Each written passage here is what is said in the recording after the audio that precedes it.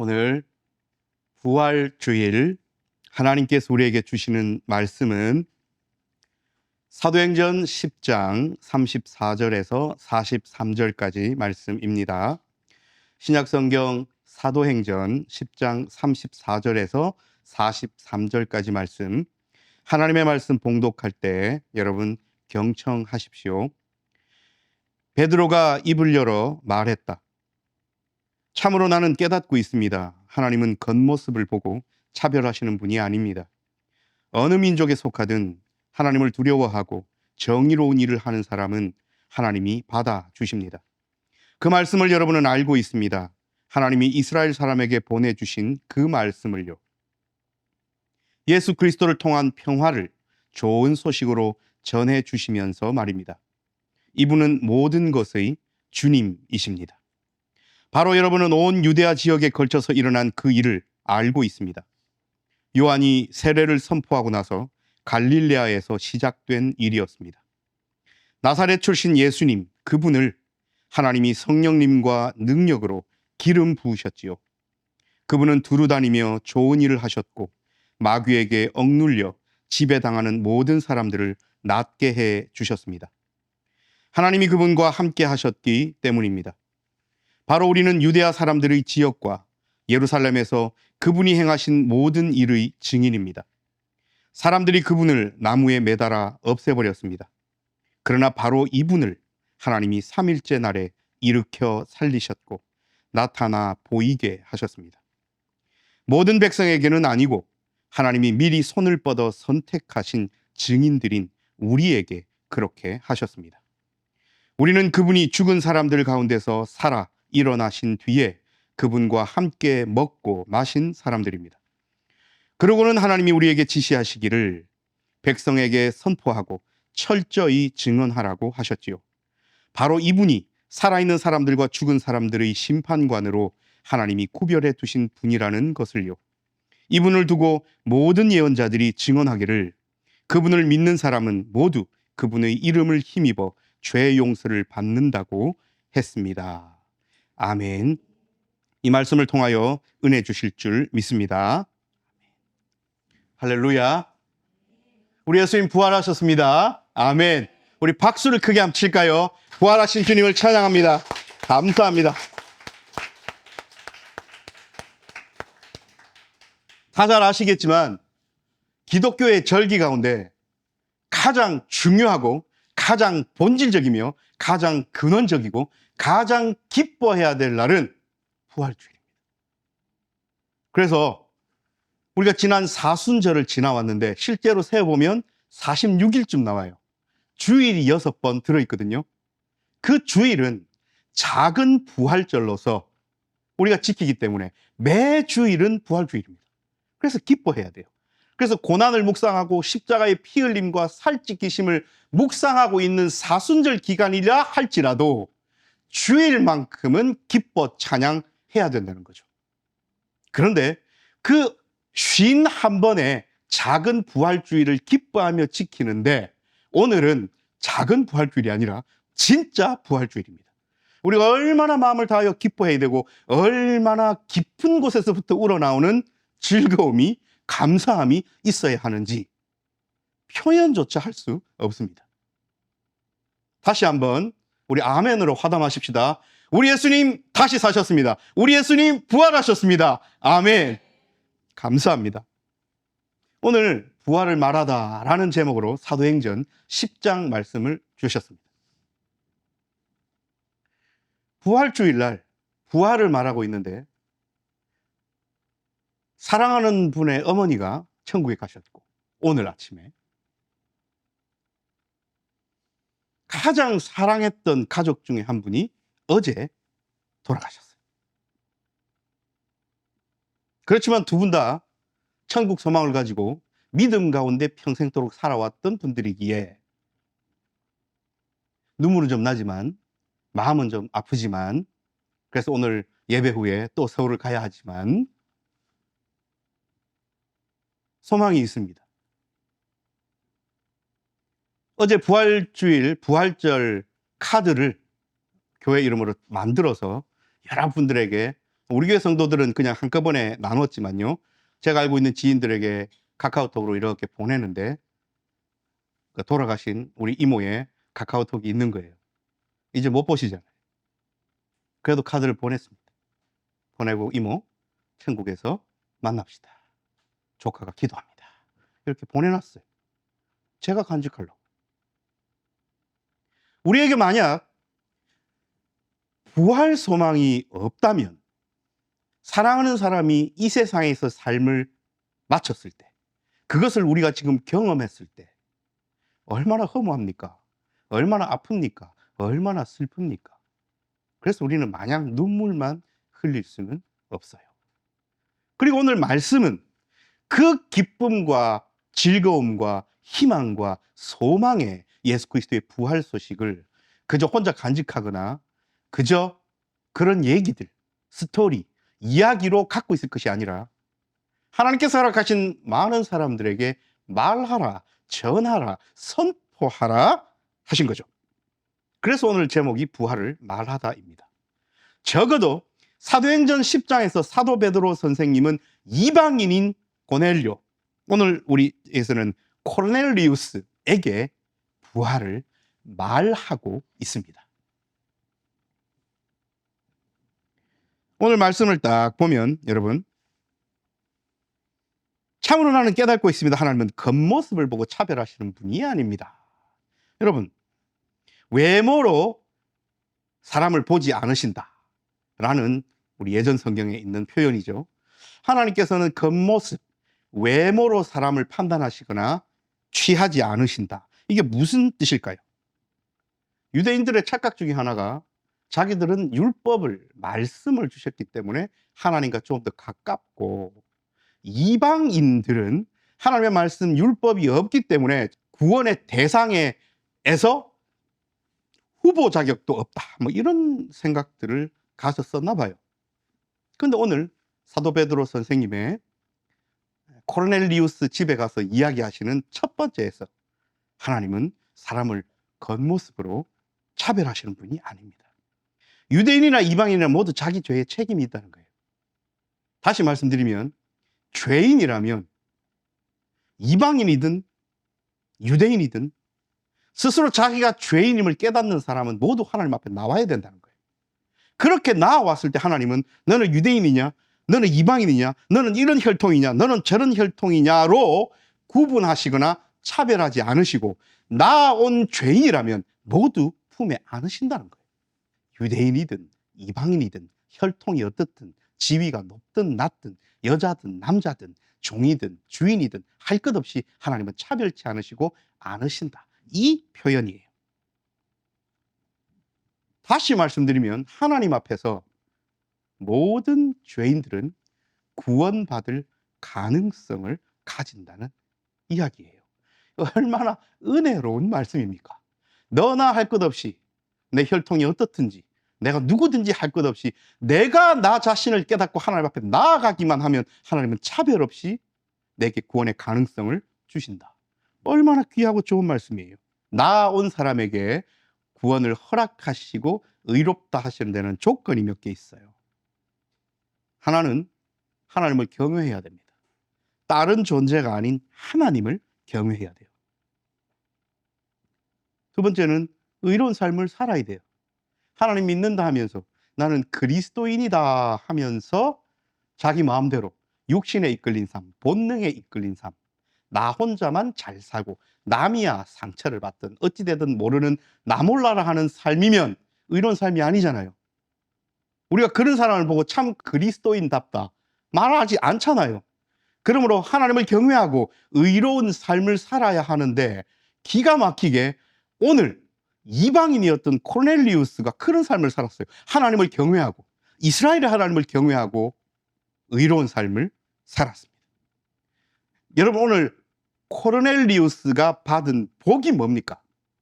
하나님을 경외하고, 즉 신을 두려워했다는 겁니다. 신을 두려워했다는 것은 자기가 지위가 좀 있어도 이 지위를 마음껏 휘두르면서 사람들을 압제하고 위에서 군림하고 힘들게 하지 않았다는 거예요. 힘들게 하지 않은 삶을 사는 것을 우리는 그 행위를 보고 뭐라고 그럽니까? 의로운 삶을 산다 이거잖아요. 저 사람은 지위가 높아도 좀 옳은 삶을 사시네. 우리가 이렇게 평가하는 것 아닙니까? 그러면 그 정도만 가지고, 그렇게 행위적인 측면만 가지고 우리가 그 사람을 보고 구원받았습니다 할 수 없지 않습니까? 오늘 코넬리우스의 하나님을 경외하고 의로운 삶을 살아가는 그 행위가 진짜 구원을 어떻게 얻을 수 있는지에 대한 참 진리의 말씀을 들을 기회를 얻게 되는 거예요. 코넬리우스가 하나님을 경외하고 의로운 삶을 산 결과는 사도 베드로 선생님을 모시고 그 베드로 선생님께서 이야기해 주시는 참 진리에 대한, 예수 그리스도에 대한 하나님의 은혜와 사랑에 대한 이야기를 듣고서야 비로소 하나님의 참 자녀가 되는 기회를 얻게 되는 겁니다. 코넬리우스에게 이야기를 하고 예수님의 이야기를 전하고 있는 사도 베드로 선생님은 이미 인식하고 있어요. 아하, 나는 비록 유대인이지만, 그리고 지금까지 율법을 가진 유대인들이 구원은 우리에게만 하고 생각하고 인식했던 것들이 확장되었네. 하나님께서 나를 보내셔서 꿈에까지 나타나셔서 이 이방인인 코넬리우스에게 와서 예수 그리스도에 관한 이야기를 전하게 하신다는 것은, 아무리 내 생각이 그걸 부정하고 꿈 꿨을 때 하나님 가라 하셨을 때 베드로가 어떻게 했습니까? 정한 것 부정한 것 율법을 하나님 앞에 들이밀면서 나는 이렇게 했잖아요. 그런데 이미 와서 그 말을 하고 있는 베드로는 아마 느꼈을 겁니다. 아하, 내 생각이 짧았고 하나님은 이방인에게까지 모든 기회를 주시는 거예요. 그래서 오늘 이야기 시작이 하나님은 겉모습으로 차별하지 않으십니다 라고 이야기를 해놓고 시작하는 거예요. 자, 이제 본격적으로 코넬리우스 집에서 사도 베드로 선생님이 뭘 하십니까? 예수 그리스도에 관한 이야기를 시작하십니다. 평화의 선포로 이야기를 시작하죠. 그 말씀을 여러분은 알고 있습니다. 하나님이 이스라엘 사람에게 보내주신 그 말씀을요, 예수 그리스도를 통한 평화를 좋은 소식으로 전해주시면서 말입니다. 이분은 모든 것의 주님이십니다 라고 선포해놓고 시작하는 거예요. 여러분, 이렇게 이야기하는 겁니다. 알고 계시죠? 최근에 일어났던 그 모든 이야기에 대하여, 그 소식에 대하여, 예수 그리스도에 관하여 다 이미 알고 계시잖아요. 그분이 어떤 삶을 사셨고 어떤 사역을 하셨고 어떻게 고난받고 십자가에 죽으셨는지 다 들었잖아요. 그러니까 예수님에 관한 이야기는 비밀이 아니었어요. 그 당시 유대인들이라면, 그 지방에 살아가던 사람들이라면 예수님께서 고난받으시고 십자가에 죽으시고 부활하셨다는 소식을 다 들었을 겁니다. 그리고 앞에 어떤 삶을 사셨는지도 다 듣고 있어요. 오늘 사도 베드로 선생님이 하고 있는 작업은 뭐냐면, 그 예수 그리스도의 생애와 사역과 고난과 십자가와 부활의 의미가 오늘 우리에게, 나에게, 즉 베드로에게, 그리고 이 이야기를 듣고 있는 코넬리우스 당신에게 어떤 의미인지를 밝히고 있습니다. 그리고 목사는 반석이 빛된 교회 성도들 앞에 이 부활주일날 다시 한번 그 의미를 말씀을 통하여 밝히고 나누고 있는 거예요. 그러면서 우리가 다 알고 있는 얘기, 지금 코넬리우스랑 우리랑 입장이 똑같아요. 우리 예수님 이야기 다 알지 않습니까? 예수님이 어떤 사역을 하셨는지 다 알잖아요. 예수님이 고난받고 십자가에 죽으시고 부활하셔서 다 알잖아요. 그런데 정리하여 그 의미를 코넬리우스의 머리와 심장에다가 선포하고 밀어넣고 있어요. 아까도 말씀드렸지만 하나님을 경외하고 의로운 삶을 산 코넬리우스가 곧바로 하나님의 자녀가 되는 것이 아니라 참 진리의 의미를 깨닫는 과정을 하나님께서는 사도 베드로를 보내셔서 하고 있는 거예요. 그럼 우리는요, 우리 역시 하나님을 경외하고 의로운 삶을 살지만 말씀을 통하여, 기도를 통하여, 설교를 통하여, 말씀 묵상을 통하여, 삶의 예배를 통하여 날마다 하나님 앞에 예수 그리스도의 부활의 의미가 무엇인지, 오늘 하루를 살아가는 내게 예수 그리스도의 부활이 어떻게 역사하시는지를 알고 깨닫고 고백하고 기도하면서 살아야 함을 오늘 우리에게 말씀을 통하여 주시는 겁니다. 나사렛 출신 예수님 그분을 하나님이 성령의 능력, 기름 부으셨어요. 여러분, 예수님께 성령님과 능력으로 기름 부으셨습니다. 그래서 선한 일을 하셨어요. 좋은 일을 하셨어요. 마귀에게 억눌려 지배당하는 모든 사람들을 낫게 해주셨어요. 어떻게 예수님이 이렇게 사역하실 수 있었느냐? 하나님이 예수님과 함께 하셨기 때문입니다. 여러분, 이 당시 헬라 문화권에서 좋은 일을 한다, 선한 일을 한다. 요즘 우리가 뭐 종종 듣는 표현으로 선한 영향력을 끼친다. 이런 사람들은 유명한 사람들이죠. 그 사람들에게 선한 일, 좋은 일을 끼쳐요. 그러면 사람들은 헬라 문화권에서는 당연히 이렇게 여겨야 합니다. 무언가 내가 저 사람에게 보답이라도, 내가 이 좋은 일, 선한 일을 뭐 1대1은 아닐지라도 뭐 지위가 높은 사람이든 권력이 있는 사람이든 못되게 하지 않고 백성들을 잘 살게 하고 마음의 치유를 하고 좀 따뜻하게 대하고 어쨌든 은혜를 입었으면 그 사람을 칭송한다든지 지나갈 때 박수를 쳐준다든지 안 그러면 무슨 시나 이런 글을 써서 그 사람을 높여준다든지 어쨌든 보답을 좀 해야 된다라는 의미를 가진 것이 선한 일을 행한 사람이었어요.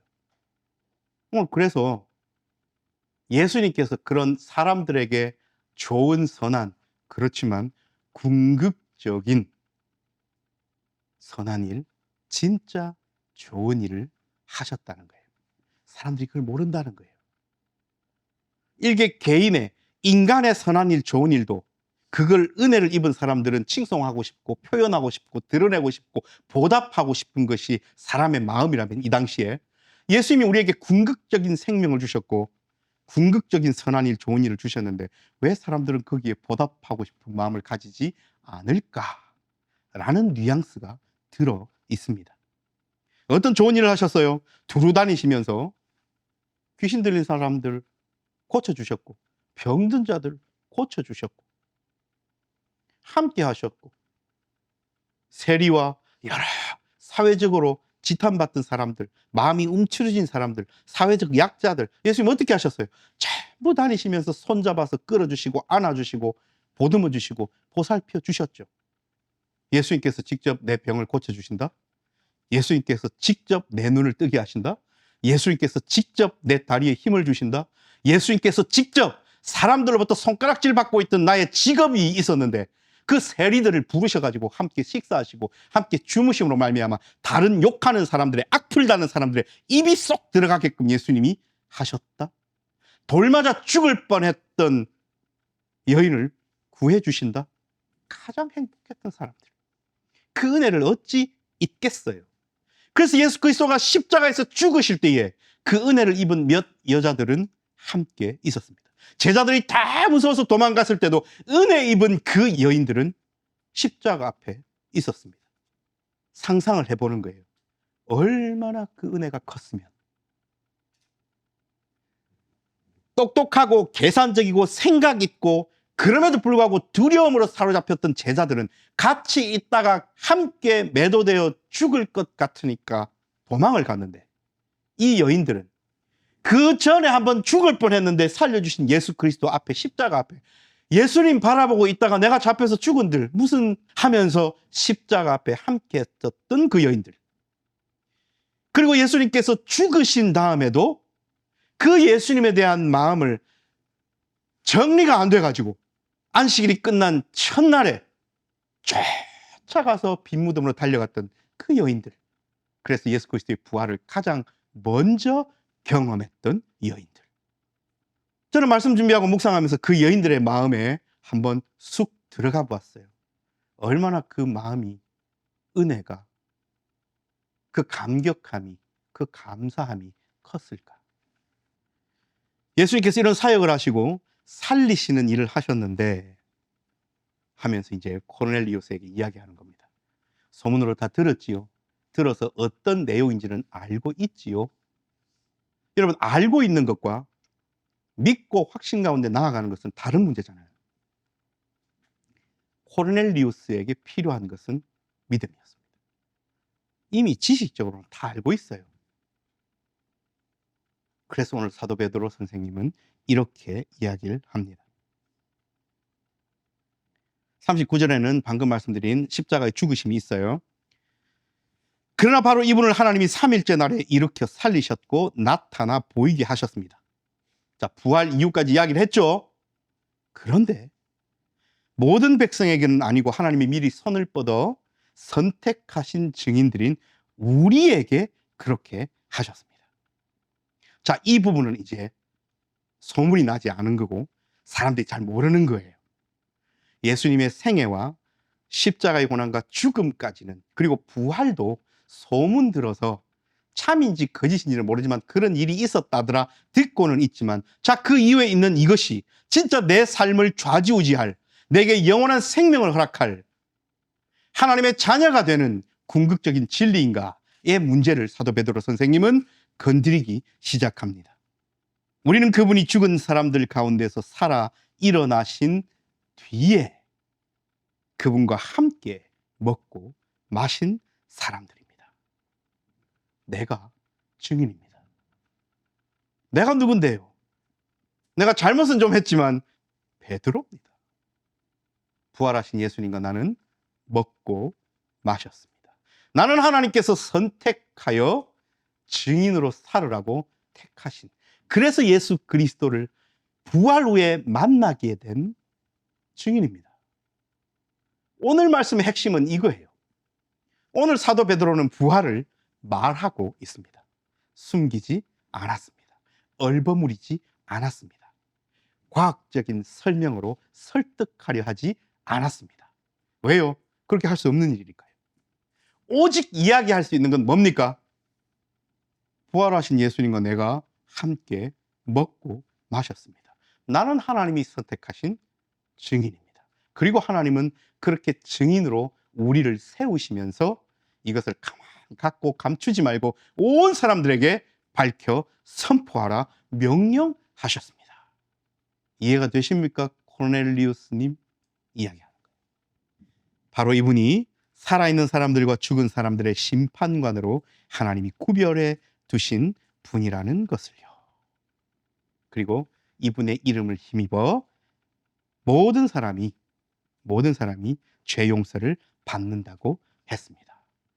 자, 이제 기독교의 가장 핵심 교리를 이야기한 거예요. 그저 신을 두려워하는 삶 살 수 있어요.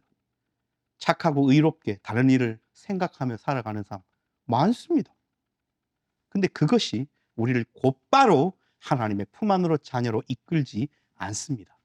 그러나 그런 삶을 살아야 할 가치는 진리에 가깝게 다가갈 수 있다는 거예요.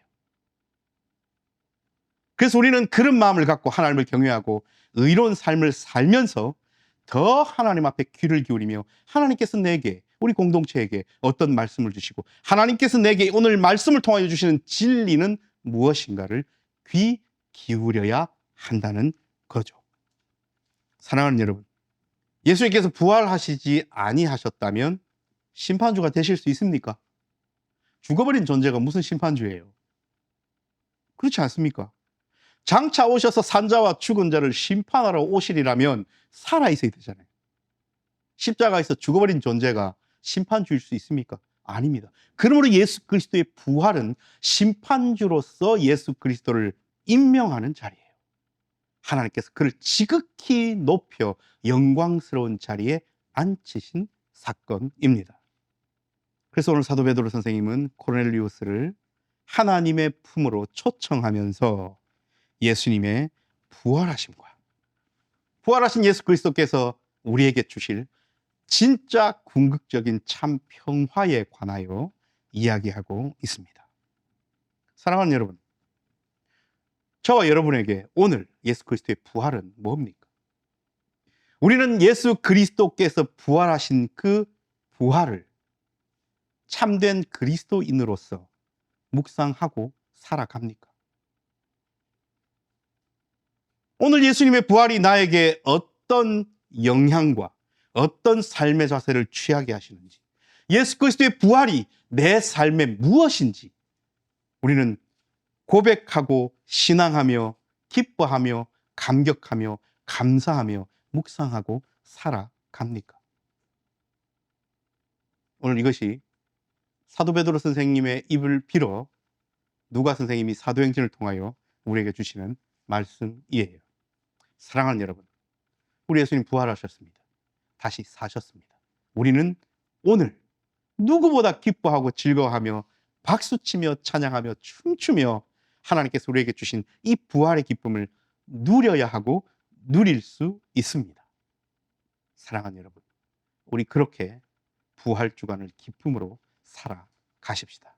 소망 가운데 살아가십시다. 성령 강림 주일까지 50일이에요. 7주입니다.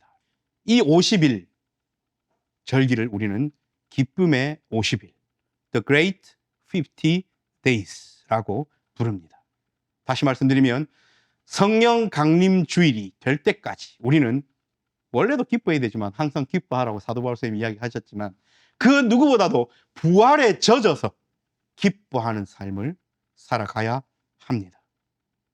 이번 한 주간 동안 하나님께서는 반석이 빛된 교회 성도들 가운데 누가 참 부활을 묵상하고 참 부활의 의미를 생각하며 기쁨 속에 살아가는지 볼 것 같은 눈으로 바라보고 계십니다. 기도합니다.